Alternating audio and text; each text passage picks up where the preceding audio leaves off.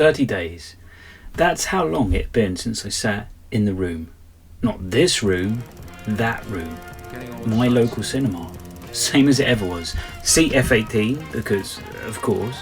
And I sat down to watch a movie about a family fighting to hold on to their home. And I realised I'd just come back to mine. It's funny how a film can do that to you before it's even started. So the pitch. It's 1982, a Michigan cul-de-sac. Ordinary family, ordinary street, ordinary life, and then the street just ends.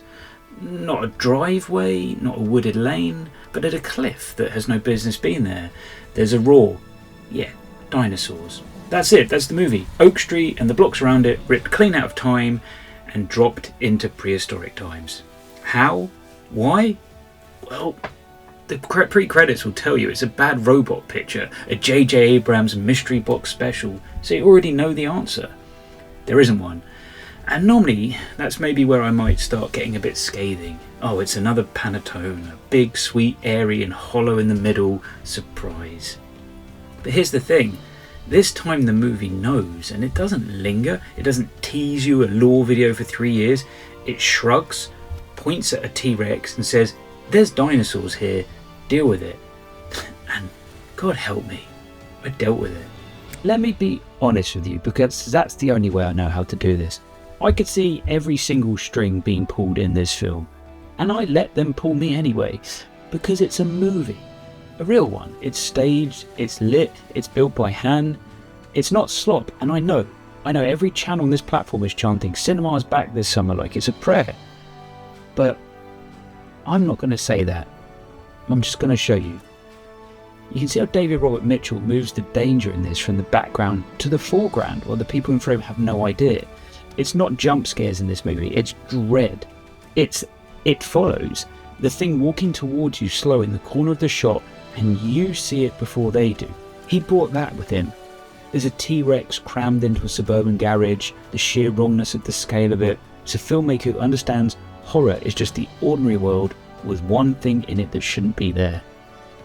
There's a sequence in this, a character running the length of a garden fence, and everything on the other side is moving. Washing line, garden tools, all of it shoved aside by something you never quite see. It's fantastic, genuinely. And then there's a snake, a fuck off huge prehistoric snake threading through the hallways and staircases of a family home. You see it once earlier and it comes back, and I'm telling you now, this film has snake fear that Anaconda would get down on its knees and pray for. It's the best sense of dread in this movie. Overall, is the CGI perfect? No, far from it. In the tight cut-in shots where a dino has to share a doorway with a real object, it holds up. But in the big, wide reveals, the money shots, it wobbles. It's poor at times. But they clearly know where the $80 million can and can't stretch, and they mostly keep it hidden behind fences and rooftops, and they're right to. I've seen some people before watching this film calling it Spielbergian, Amblin entertainment again. They're missing a point. It wants to be Spielbergian. Hell, everyone wants their movie to be Spielbergian. It is trying, bless it, but it isn't Spielberg any more than Super 8 was, or Stranger Things was. It's a knockoff of a knockoff. And before someone reminds me that in the 80s, the Gen Z, the nostalgia, that's David Robert Mitchell's whole signature, I get that, you're right. But with him, the era is normally doing thematic work, and here it's doing dopamine work. The movie did not need to be set in 1982, it just needed to say it was for the algorithm to tick that box. Because 80s means nostalgia bait comes free. It means the soundtrack doesn't have to be EDM or grime. It can be Pat Benatar, it can be Roxy Music, it can be the smaller snippet of the Cars that you hear and you go, oh yeah, okay. It can be Jefferson Starship, and every time those needle drops, you get a little drip of dopamine that paves right over the fact that in the middle of a literal apocalypse, kids are still sneaking out at night and manufacturing crisis like absolute fucking idiots. I forgave it because that point is the Cars did kick in, and I'll forgive those plot holes because that's the con. This is me confessing to you, it kind of worked on me. A quick sidebar, some of you, about 50 of you, saw my Paw Patrol review a couple of weeks back. I made a point there about how that film made dinosaurs cute and cuddly for kids after years of grey, grim, gritty Jurassic misery. Well, this one drags them all the way back the other direction. It pushes its 12A in the UK rating right to the edge. It makes dinosaurs terrifying again. Consistency, you see. And here's what actually got me underneath all of it. This summer, Blockbuster's scratching at something real. The dinosaurs aren't the monster's already in the house before the street ever falls off the cliff. Ewan McGregor's character loses his job, he's delivering pizzas, he's drinking whiskey in secret, he's trying to claw a new job together before he has to look his wife in the eye and confess. And his wife, Anne Hathaway, she writes novels about a woman who keeps a suitcase packed by the door ready to run. Always ready to run. A marriage, a family, quietly dying. That's fight or flight in a suburban kitchen, and then Mitchell drops a T-Rex on it. So you can't look away from the thing you're already trying not to see. The suitcase is the whole film because the movie's move is to make flight impossible. It rips the street out of time so there's nowhere left to run, and the only door left is fight. Fight for the thing you have. And yeah, that's Hallmark right over. Recognise what you've got and cherish it. That's what the film can land on, and it's corny as hell, but it earns it. Because it made the before, the shame, the pack bag, the lie about the pizzas genuinely, quietly unpleasant first. It bribed me past its own sentiment the same way the cars bribed me. And I let it. Anne Hathaway is the load-bearing wall of this film. Stoic, strong, she holds the whole thing up. The kids, bearable, no complaints, they do the job. And then there's Ewan McGregor, and it's a tragedy because the part is good. A proud man being eaten alive by shame, delivering pizza so his wife won't see him fail. It's a real role, but his accent cracks. It keeps pulling me out. Every time Hathaway casts a spell, he wanders in and breaks it. Post-divorce, Ewan McGregor, I'll do anything for a paycheck. He needs to put part of that paycheck on an accent coach. The role was there.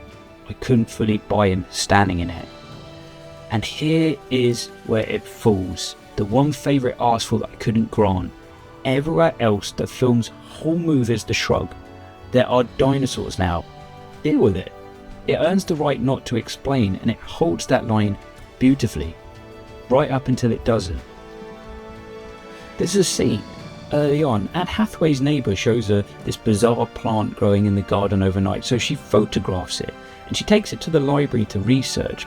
Because it's the 80s, that's what you did, right? Remember the 80s?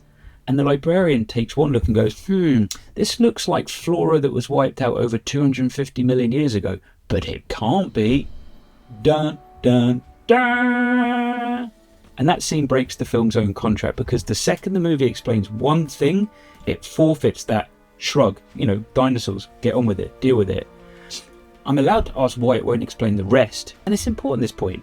How it gets it done. It's convenient the plant grows, convenient the neighbour brings it over, convenient the librarian is apparently a paleobotanist, I had to look that one up, on her lunch break, contrivance stacked 3 deep. And it only works at all because of the setting. No Google in 1982.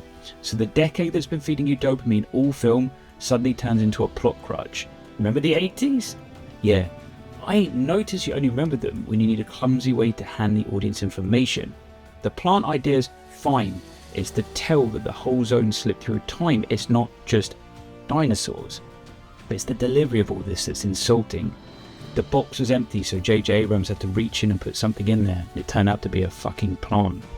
Every other contrivance in this film I forgave, but that one, it stuck with me. But here's where I land. It's clunky. It's got some genuinely terrible character choices. It's another mystery box from J.J. Abrams with no answer at the back of it. But it's self-contained. It's singular. It answers to no franchise, no cinematic universe, no sequel you already know is coming. In this era, a one and done original that stands entirely on its own is worth championing, even flawed, especially flawed. It's a fun summer movie that earns its stripes by trying to be different. It stumbles, we let it pass, because we respect what it's reaching for, and it lands as one of the best of the summer, not because the field is thin, but on merit and craft. It's a film. It's a proper one. With fucking dinosaurs. But there's a part to all of this I can't shake. I stayed in the seat I've done it before. I stayed in the seat. Same night, same seat, F18. I didn't move because right after Oak Street came the Odyssey and an excuse to watch Odyssey in IMAX for the third time. I'm not going to shrug at that.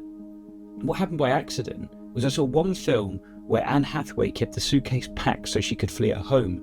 And the next screening, she's Penelope, holding a home together for a man who spends 2 decades fighting his way back to it. One woman desperate to get out, one woman who's the reason a man claws his way in. Flight and return, same actor, same seat, same night, both landing on the exact unbearable worth of the thing. It wasn't counter-programming. It was a double feature that accidentally argues the same point. Anyone who tells you cinema is dead, the DC vomit, the Supergirl trash, the Star Wars Mandalorian fatigue, they have a point. They do, and I won't pretend they don't. But tonight that point felt mute. Would you like to know more?